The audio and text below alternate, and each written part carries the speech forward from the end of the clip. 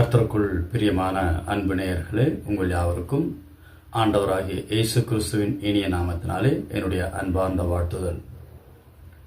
சில பதிவுகளுக்கு முன்பதாக நாம் பிதாவாகிய தேவனை குறித்து பார்த்தோம். பிறகு குமாரனாகிய இயேசு கிறிஸ்துவை குறித்தும் பார்த்தோம். இன்றைய நாளிலே நாம் பரிசுத்த ஆவியானவரை குறித்து பார்க்க போகிறோம். அன்பு தேவனுடைய பிள்ளைகள் முழுவதுமாக கவனிக்கும்படியாக அன்போடு உங்களை நான் கேட்டுக்கொள்கிறேன்.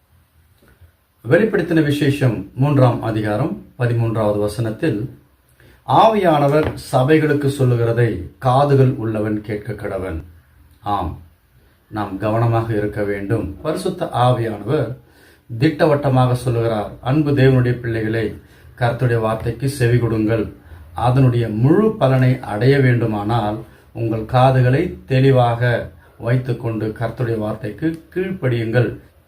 மத்தேயு 10ஆம் அதிகாரம் 20வது வசனத்தில், பேசுகிறவர்கள் நீங்கள் அல்ல, உங்கள் பிதாவின் ஆவியானவரே உங்களிலிருந்து பேசுகிறார்.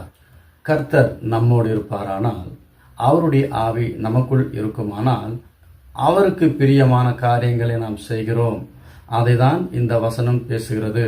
கர்த்தருடைய வார்த்தை மேலான அந்த ராஜ்யத்தை குறித்து பேசுகிற ஒரு மனிதன் தானாக மனிதனுடைய சிந்தனையிலிருந்து பேச முடியாது. கர்த்தருடைய ஆவியை பெற்றிருக்கிறவனே பரலோகத்தை குறித்தும் அவருடைய ராஜ்யத்தை குறித்தும் பேச முடியும் என்பதை நாம் இங்கே அறிந்து கொள்ளலாம்.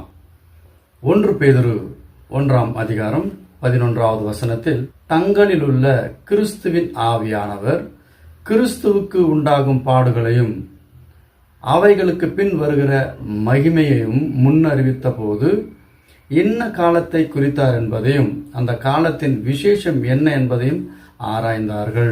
யார் இதை ஆராய்ந்தார்கள் என்று பார்க்கும் பொழுது, தீர்க்கதரிசிகளும் அப்போஸ்தலர்களும் இதை குறித்து ஆராய்ச்சி செய்தார்கள். 1 பேதுரு 1ஆம் அதிகாரம் 12வது வசனத்தில், அவர்கள் நிமித்தம் அல்ல, இந்த காரியங்கள் அவர்கள் நிமித்தம் அல்ல, நமது நிமித்தமே இவைகளை தெரிவித்தார்கள் என்று அவர்களுக்கு வெளியாக்கப்பட்டது. பரலோகத்திலிருந்து அனுப்பப்பட்ட பரிசுத்த ஆவியினாலே உங்களுக்கு சுவிசேஷத்தை பிரசங்கித்தவர்களை கொண்டு இவைகள் இப்பொழுது உங்களுக்கு அறிவிக்கப்பட்டு வருகிறது.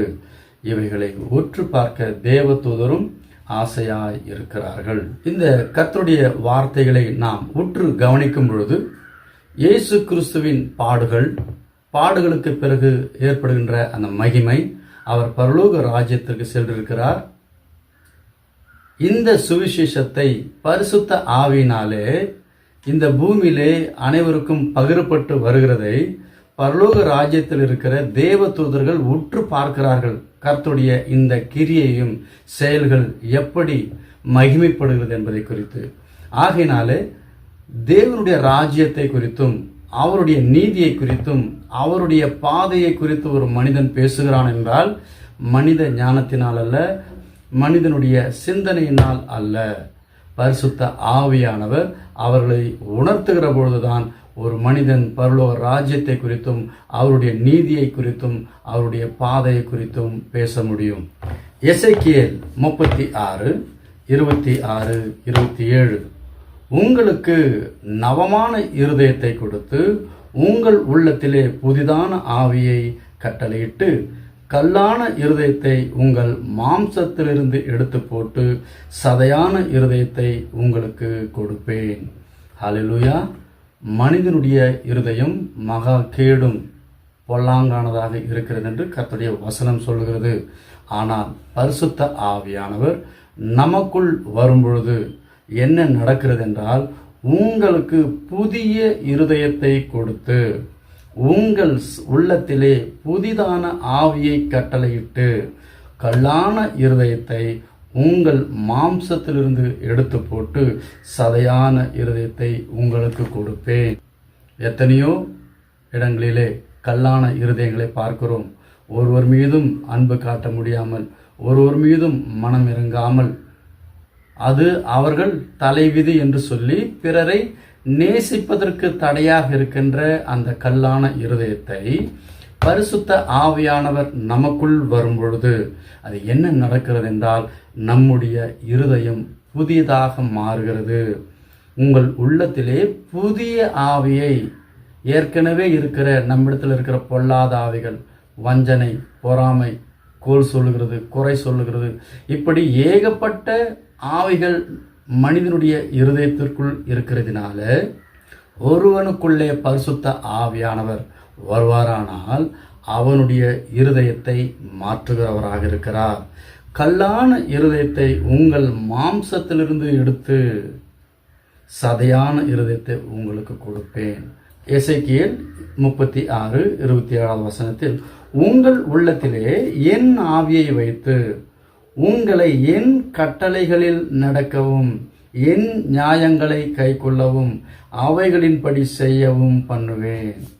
என் அன்பு தேவனுடைய பிள்ளைகளே, கிறிஸ்துவனாக வாழ்கிறேன் என்கின்ற வார்த்தை மிகவும் மிகவும் எளிது. அதன்படி வாழ்கிறது என்பது மிக மிக கடினம். ஏனென்றால் இந்த கர்த்தருடைய ராஜ்யம் எங்கே ஆரம்பிக்கிறது என்றால், ஒருவரை நேசிக்கிறதிலிருந்தும் பிறர் மீது அன்பு காட்டுகின்ற அந்த அடிப்படையிலிருந்து தான் தேவனுடைய ராஜ்யம் ஆரம்பிக்கிறது. பிதாவாகிய தேவனே மனுக்குலத்திற்கு ஆவிக்குரிய திட்டத்தை வகுத்தவர். திரியேக தேவனில் 3வது நபராகிய பரிசுத்த ஆவியானவரின் வருகையை குறித்து இயேசு கிறிஸ்துவின் பிறப்பிற்கு முன்பதாக பல நூறு ஆண்டுகளுக்கு முன்பதாகவே தீர்க்கதரிசிகளினாலே இது உரைக்கப்பட்டிருக்கிறது. யோவேல் 2:28 அதற்கு பின்பு நான் மாம்சமான யாவர் மேலும் என் ஆவியை ஊற்றுவேன். அப்பொழுது உங்கள் குமாரரும் உங்கள் குமாரத்திகளும் தீர்க்க தரிசனம் சொல்லுவார்கள். உங்கள் மூப்பர் சொப்பனங்களையும் உங்கள் வாலிபர் தரிசனங்களையும் காண்பார்கள். ஊழியக்காரர் மேலும் ஊழியக்காரிகள் மேலும் அந்நாட்களிலே என் ஆவியை ஊற்றுவேன்.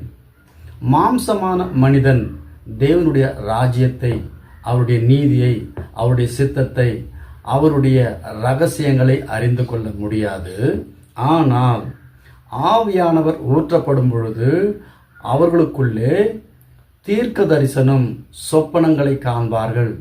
அப்படி என்றால் அவருடைய சித்தத்தை, அவருடைய விளக்கத்தை ஒரு மனிதன் பெற்றுக்கொள்ளும் பொழுது இந்த பூமியிலே தேவனுடைய ராஜ்யத்தை பிரஸ்தாபப்படுத்துகிறதிலும் விரிவுபடுத்துகிறதிலும் மனிதனால் முடியும் என்றால் பரிசுத்த ஆவியானவருடைய கிரியை மனிதனுக்குள்ளே இருக்க வேண்டும். ஊழியக்காரர் மேலும் ஊழியக்காரிகள் மேலும் அந்நாட்களிலே என் ஆவியை ஊற்றுவேன். அப்படி என்றால் அவருடைய ராஜ்யத்தை இங்கே எழுப்ப முடியும் என்கிறதை தீர்க்க தரிசன வசனமாக யோவேல் 2:28-29 நாம் பார்க்க முடிகிறது. ஏசாயா 28:11 பரியாச உதடினாலும் அந்நிய பாஷையினாலும் இந்த ஜனத்தோடே பேசுவேன். அவருடைய கிருபை, அவருடைய அருள் நமக்கு இருக்குமானால் நம்முடைய இந்த உதடுகளினாலும் அவருடைய பாஷையை நாம் பேச முடியும் என்கின்ற அந்த ஒரு வரத்தை நமக்கு கொடுத்திருக்கிறார்.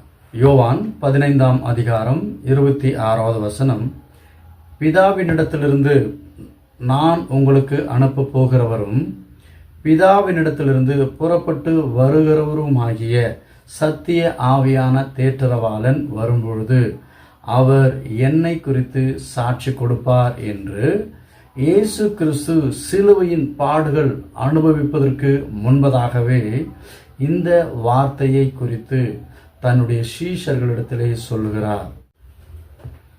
ஏசாயா 11:2 ஞானத்தையும் உணர்வையும் அருளும் ஆவியும், ஆலோசனையையும் பலனையும் அருளும் ஆவியும், அறிவையும் கர்த்தருக்கு பயப்படுகிற பயத்தையும் அருளும் ஆவியுமாகிய கர்த்தருடைய ஆவியானவர் அவர் மேல் தங்கியிருப்பார். ஆண்டவராகிய இயேசு கிறிஸ்து பிறப்பதற்கு முன்பதாகவே பல நூறு ஆண்டுகளுக்கு முன்பதாக தீர்க்க தரிசன வசனமாக தீர்க்க தரிசிகளுக்கு கர்த்தருடைய ஆவியானவர் வெளிப்படுத்தினதனாலே இது முன்னறிவிக்கப்பட்டது. எப்பொழுதும் பிதாவினுடைய ஆவியானவர் கிறிஸ்துவுக்குள்ளாக இருக்கும் பொழுது அவருடைய சித்தத்தை அறிந்து ஒவ்வொன்றையும் அவரிடத்திலே பெற்றுக்கொண்டு அந்த கிரியையை இந்த பூமியிலே செய்ததை நாம் இங்கே அறிய முடிகிறது. பரிசுத்த ஆவியானவர் நம்மோடு இருப்பாரானால் நாம் பிதாவின் சித்தத்தை செய்கிறவர்களாக இருப்போம். 1 கொரிந்தியர் 2 மற்றும் 10. உலக தோற்றத்திற்கு முன்னே தேவன் தம்முடைய மகிமைக்காக ஏற்படுத்தினதும் மறைக்கப்பட்டதுமாகிய இரகசியமான தேவ ஞானத்தை பேசுகிறோம். நமக்கோ தேவன் அவைகளை தமது ஆவியினாலே வெளிப்படுத்தினார். இந்த ஆவியானவர் எல்லாவற்றையும் தேவனுடைய ஆழங்களையும் ஆராய்ந்திருக்கிறார். ஒரு மனிதன் தேவனுடைய ராஜ்யத்தையும் அவருடைய நீதியையும் அவருடைய சித்தத்தை அறிய வேண்டுமானால், ரகசியங்களை அறிய வேண்டுமானால், தேவனுடைய ஆவியை, பரிசுத்த ஆவியை நமக்குள்ளே பெற்றிருந்தால் மட்டுமே அவருடைய கிரியைகளை இந்த பூமியில் செய்ய முடியும். லூக்கா 4:1-14. இயேசு பரிசுத்த ஆவியினாலே நிறைந்தவராய் யோர்தானை விட்டு திரும்பி ஆவியானவராலே வனாந்தரத்திற்கு கொண்டு போகப்பட்டு 14வது வசனம். பின்பு இயேசு ஆவியானவருடைய பலத்தினாலே கலிலேயாவுக்கு திரும்பி போனார். அவருடைய கீர்த்தி சுற்றி இருக்கின்ற தேசமெங்கும் பரம்பிற்று. அவரை வழி நடத்தியதும் அவரோடு கிரியைகளை செய்யும்படியாக அவருக்கு பலனையும் அவருக்கு துணையும் கேடகமும் எல்லாமுமாக இயேசு கிறிஸ்துவோடு இருந்தது யார் என்றால் பரிசுத்த ஆவியானவர், தேவனுடைய ஆவியானவர். ஹல்லேலூயா! இதை நாம் மிகவும் தெளிவாக நாம் புரிந்து கொள்ள வேண்டும். லூக்கா 4:18 வசனத்தில் கர்த்தருடைய ஆவியானவர் என்மேல் இருக்கிறார். அப்போஸ்தலர் 10:38. நசரேனாகிய இயேசுவை தேவன் பரிசுத்த ஆவியினாலும் வல்லமையினாலும் அபிஷேகம் பண்ணினார். தேவன் அவருடனே கூட இருந்தபடியினால் அவர் நன்மை செய்கிறவராயும் பிசாசின் வல்லமையில் அகப்பட்ட யாவரையும் குணமாக்குகிறவராயும் சுற்றி திரிந்தார். பரிசுத்த ஆவியானுடைய கிரியை இயேசு கிறிஸ்துவோடு இருந்தது. யோவான் 16:7. நான் உங்களுக்கு உண்மையை சொல்லுகிறேன், நான் போகிறது உங்களுக்கு பிரயோஜனமாக இருக்கும். நான் போகாதிருந்தால் தேற்றரவாளன் உங்களிடத்திலே வரார். நான் போவேனே ஆகில் அவரை உங்களுக்கு அனுப்புவேன். ஆண்டவராகிய இயேசு கிறிஸ்து இந்த வார்த்தையை எதற்கு சொல்லுகிறார் என்று நாம் உற்று கவனிப்போம் என்று சொன்னால், பிதாவாகிய தேவன் குமாரனாகிய இயேசு கிறிஸ்துவுக்கு கொடுத்த திட்டம் என்ன என்றால், இந்த பூமியிலே அவர் மனு குமாரனாக பிறந்து மனு குலத்திற்காக தன்னுடைய இரத்தத்தை சிலுவை மரத்திலே சிந்தி அவர் பலியாகி அவர் நம்மை ரட்சிக்க வேண்டும். அந்த காரியத்தை அவர் செய்யும்படியாக வந்ததினால் அதை அவர் முடித்து அவர் தன்னுடைய பிதாவினுடைய இடத்திற்கு செல்ல இருக்கிறதினால நம்மை தேற்றும்படியாக, நம்மை பலப்படுத்தும்படியாக பரிசுத்த ஆவியானவரை மீண்டும் உங்களுக்கு நான் அனுப்ப வேண்டும் என்கின்ற அவசியத்தை இங்கே நாம் புரிந்து கொள்ள முடியும். அவர் ஏன் வர வேண்டும் என்று சொல்லி பார்க்கும் பொழுது யோவான் 16:13-14 சத்திய ஆவியாகிய அவர் வரும்பொழுது சகல சத்தியத்திற்குள்ளும் உங்களை நடத்துவார். அவர் தம்முடைய சுயமாய் பேசாமல் தாம் கேள்விப்பட்டவைகள் என்றால் பிதாவினிடத்திலிருந்து பெற்றவைகள் யாவையும் சொல்லி வரப்போகிற காரியங்களை உங்களுக்கு அறிவிப்பார்.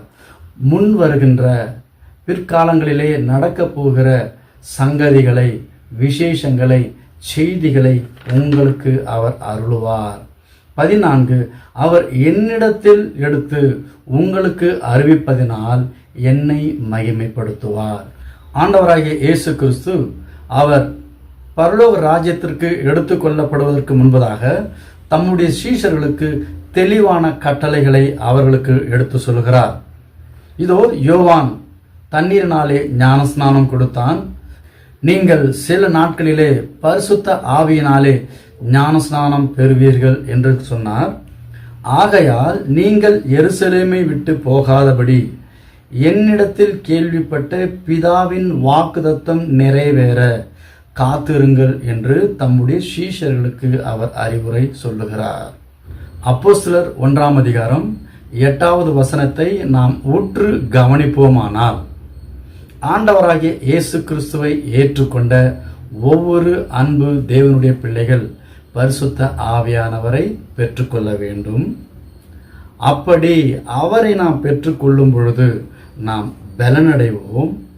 பலனடைவது மட்டுமல்லாமல் பூமியின் கடைசி பரியந்தம் நாம் வாழ்கிற நாட்களெல்லாம், நம்முடைய வாழ்நாள் முழுவதும் வாழும்போது நமக்காக வாழாமல் அவருக்கு, இயேசு கிறிஸ்துவுக்கு சாட்சிகளாக வாழ்வீர்கள் என்று சொல்லுகிறார். அப்படி என்றால் ஒவ்வொரு ஆண்டவருடைய பிள்ளையும் பரிசுத்த ஆவியை பெற்றுக்கொண்டால் மட்டுமே இயேசு கிறிஸ்துவுக்கு சாட்சிகளாக வாழ முடியும்.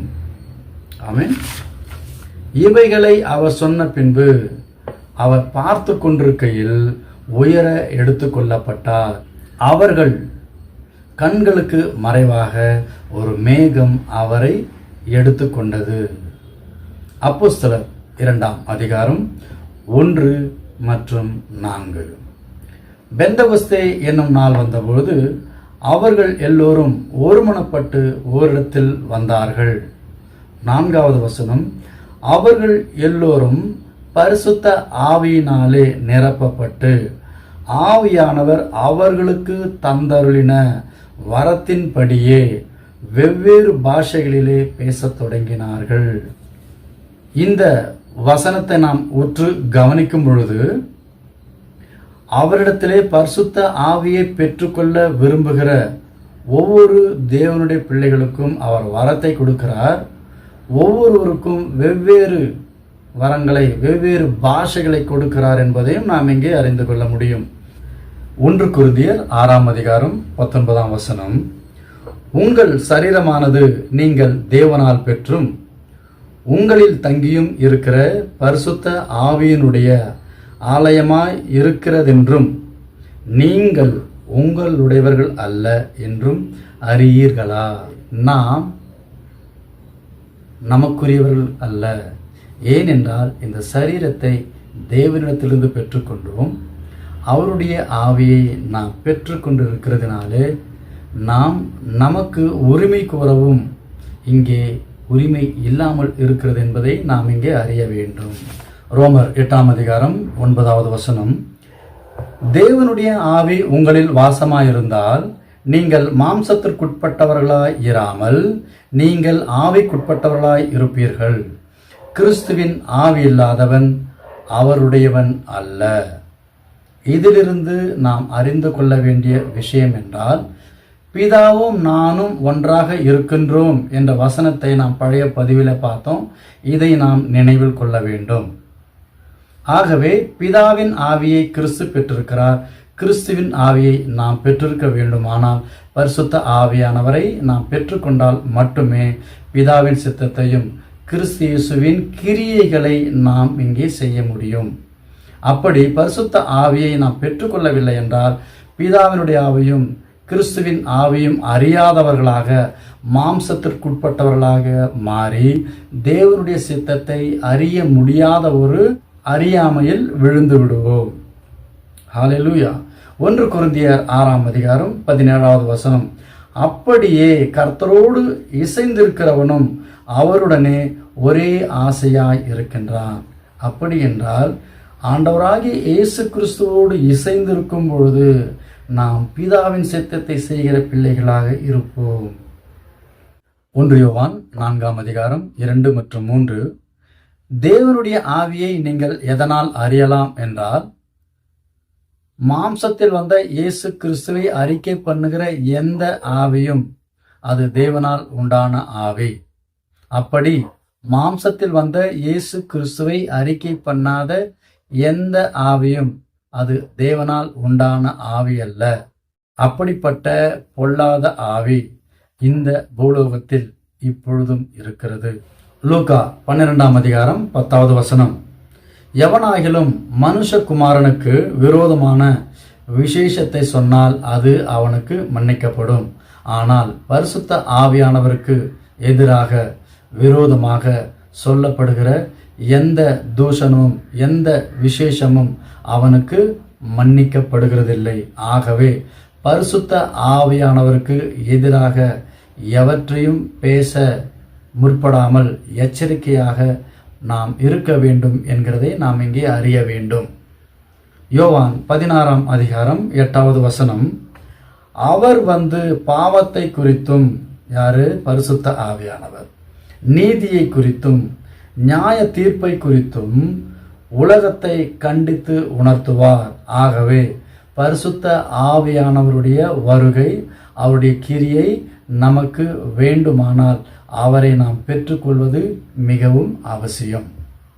அடுத்த வசனத்தை பார்க்கும்போது, அவர்கள் என்னை விசுவாசியாதபடியினாலே பாவத்தை குறித்தும் நீங்கள் இனி என்னை காணாதபடிக்கு நான் என் பிதாவினிடத்திற்கு போகிறபடினாலே நீதியை குறித்தும் இந்த உலகத்தின் அதிபதி நியாயம் தீர்க்கப்பட்டதினாலே நியாய தீர்ப்பை குறித்தும் கண்டித்து உணர்த்துவார்.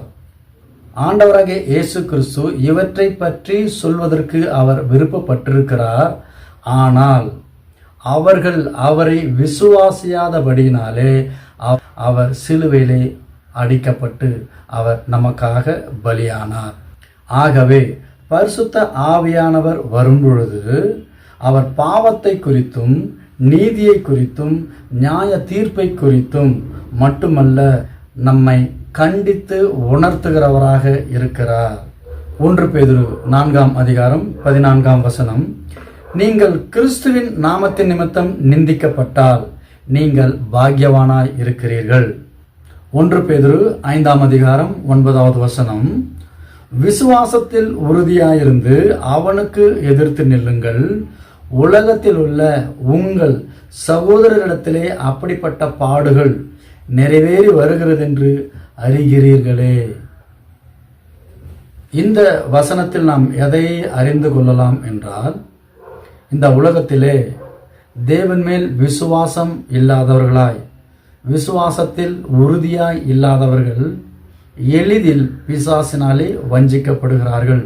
அதாவது உறுதியான விசுவாசம் இல்லாமல் இருந்தால் கர்த்தருடைய ராஜ்யத்தில், கர்த்தருடைய அவருடைய சன்னிதானத்திலே நாம் நிலைத்து நிற்க முடியாது என்பதை இந்த வசனம் நமக்கு சொல்கிறது. 1 யோவான் 4ஆம் அதிகாரம் 4வது வசனம். பிள்ளைகளே, நீங்கள் தேவனால் உண்டாயிருந்து அவர்களை ஜெயித்தீர்கள். ஏனெனில் உலகத்தில் இருக்கிறவனிலும் உங்களில் இருக்கிறவர் பெரியவர்.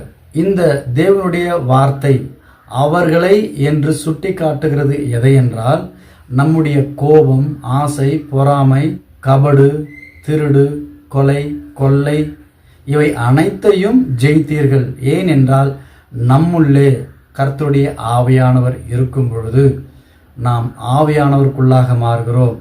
மாம்சத்திற்கு உரியவர்களாக அல்லாமல் தேவனுக்கு உரியவர்களாக இருக்கிறோம். தேவனுக்குரியவர்களாக இருக்கும் பொழுது மாம்சத்திற்குரிய கிரியைகள், பொறாமை, இச்சை, ஆசை, கோபம், களவு, திருடு, பொய் இப்படிப்பட்ட மாம்சத்திற்குரிய கிரியைகள் நம்மில் இல்லாமல் இருப்போம். ஏனென்றால் உலகத்தில் இருக்கிறவனை காட்டிலும் நம்மோடு இருக்கிறவர் பெரியவர். ஆகையினாலே பரிசுத்த ஆவியானவர் ஒவ்வொரு தேவனுடைய பிள்ளைகளுக்குள்ளும் வேண்டும் என்கின்ற அவசியத்தை நாம் இங்கே மீண்டும் பார்க்கலாம். ஏசாயா 59:19ஆம் வசனம். அப்பொழுது சூரியன் அஸ்தமிக்கும் திசை தொடங்கி கர்த்தரின் நாமத்திற்கும், சூரியன் உதிக்கும் திசை தொடங்கி அவருடைய மகிமைக்கும் பயப்படுவார்கள். வெள்ளம் போல சத்துரு வரும்போது கர்த்தருடைய ஆவியானவர் அவனுக்கு விரோதமாய் கொடியேற்றுவார். ஆமென். கர்த்தர் நம்மோடு இருப்பாரானால் நம்முடைய சத்துருக்களை நாம் ஜெயிக்கும்படியாக அவருடைய ஆவியானவர் நமக்குள் இருந்து அவனுக்கு எதிரான காரியத்தை செய்து நம்மை வெற்றி வாகை சூடும்படி செய்வார். சங்கீதம் 132:14. இது என்றென்றைக்கும் நான் தங்கும் இடம். இதை நான் விரும்பினபடியால் இங்கே வாசம் பண்ணுவேன். இப்பொழுது 1 கொரிந்தியர் 6:19 நாம் நினைவில் கொள்ள வேண்டும். என்ன? உங்கள் சரீரமானது நீங்கள் தேவனாலே பெற்றும் உங்களில் தங்கியும் இருக்கிற பரிசுத்த ஆவியினுடைய ஆலயமாய் இருக்கிறீர்கள். எனவேதான் சங்கீதக்காரன் 132:14 சொல்லுகிறார், இது என்றென்றைக்கும் நான் தங்கும் இடம், நம்முடைய ஆத்துமா, நம்முடைய சரீரம். இதை நான் விரும்பினபடியால் இங்கே வாசம் பண்ணுவேன் என்று தாவீது ராஜா தீர்க்க தரிசன வசனமாக இங்கே உரைக்கப்படுகிறது. ரோமருக்கு எழுதின நிருபம் 16:5, அவர்களுடைய வீட்டிலே கூடி வருகிற சபையும் வாழ்த்துங்கள். இங்கே சபை என்று சொல்லப்படுகிறது ஒரு கட்டப்பட்ட ஒரு கட்டிடம் அல்ல.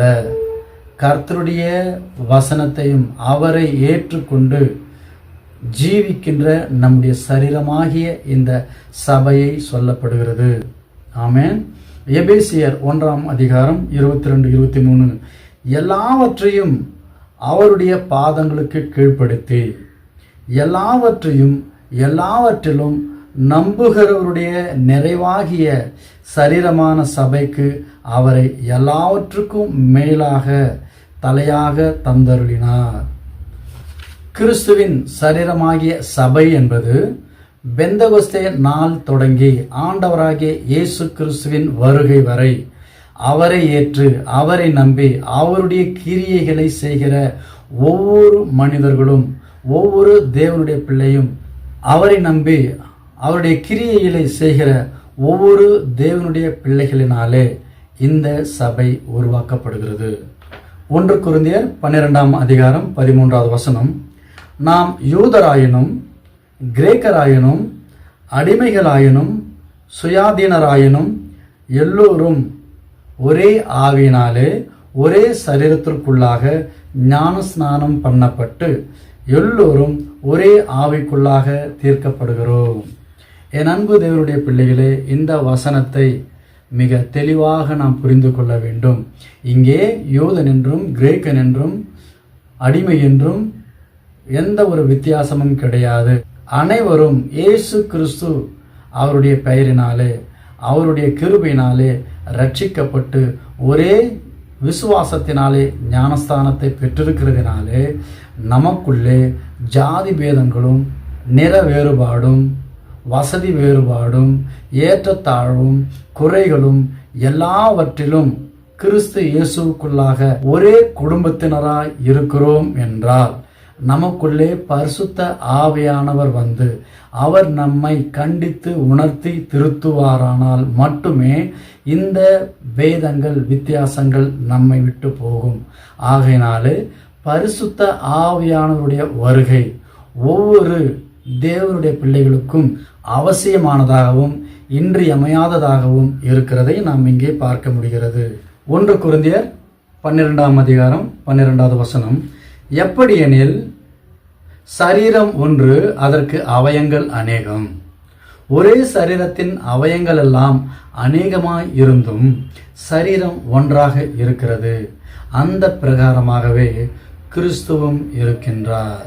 27, நீங்களே கிறிஸ்துவின் சரீரமாயும் தனித்தனியே அவயங்களுமாய் இருக்கிறீர்கள். அப்படியானால் நாம் கிறிஸ்துவை ஏற்றுக்கொண்ட ஒவ்வொரு அன்பு இதயங்களும் நாம் தனித்தனியாக இருந்தாலும் கிறிஸ்துவுக்குள்ளாக ஒன்றாக இருக்கிறதுனாலே நமக்குள்ளே ஜாதி பேதம், நிற வேறுபாடு, உயர்வு தாழ்வு, வசதி ஏழ்மை, இல்லாதவன் இருக்கிறவன், இந்த எல்லா வேறுபாடுகளையும் நீங்கி அவன் சகோதரத்துவத்தோடு அன்பு காட்டி வாழ்கிறவன் எவனோ அவனே உண்மையாக தேவனுடைய பிள்ளையாக இருக்க முடியும். அப்படிப்பட்ட உன்னத கிரியைகள் நமக்குள் வேண்டுமானால் பரிசுத்த ஆவியானவருடைய வருகை ஒவ்வொரு மனிதனுக்குள்ளும் வேண்டும். எபேசியர் 4:31-32, சகல விதமான கசப்பும் கோபமும் மூர்க்கமும் கூக்குரலும் தூஷணமும் மற்ற எந்த துர்குணமும் உங்களை விட்டு நீங்க கடவுது. ஒருவருக்கொருவர் தயவாயும் மன உருக்கமாயும் இருந்து கிறிஸ்துவுக்குள் தேவன் உங்களுக்கு மன்னித்தது போல நீங்களும் ஒருவருக்கொருவர் மன்னியுங்கள்.